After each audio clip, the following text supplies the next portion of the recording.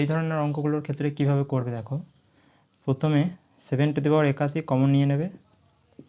এখানে পড়ে থাকবে 1 প্লাস 7 কেননা 81 কমন নিয়ে নিয়েছি, আর একটা 7 এখানে পড়ে থাকবে, আর এখানে পড়ে থাকবে দুটো 7। 81 কমন নিয়েছি, 83 থেকে 81 বাদ দিলে 2।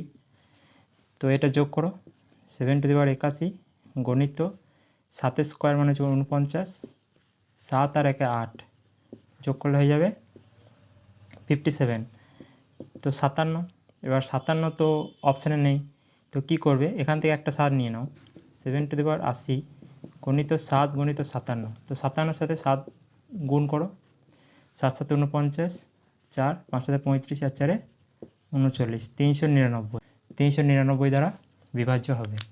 দেখো এবার শর্টকাটে কীভাবে করবে, দেখো সবগুলোই 7 আছে, তার মানে অপশান যেটা 7 দ্বারা বিভাজ্য হবে সেটা হয়ে যাবে সঠিক উত্তর। দেখো এবার 7 দ্বারা বিভাজ্যের নিয়মটা তোমাদের জানতে হবে। দেখো যদি আমি 399টাকে নিই, এই সংখ্যাটা 7 দ্বারা বিভাজ্য কিনা কীভাবে চেক করব। তো প্রথমে এককের ঘরের সংখ্যাটাকে 2 দিয়ে গুণ করব, 9 2 18। এই যেটা পড়ে আছে বাকিটা 39 থেকে 18 বাদ দিয়ে দেবে।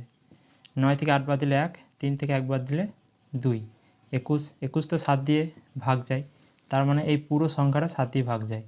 তো তোমরা সব করে একবার চেক করে দেখবে যে একটাই সংখ্যা হবে, সেটা হচ্ছে 399। তো এটা হয়ে যাবে সঠিক উত্তর।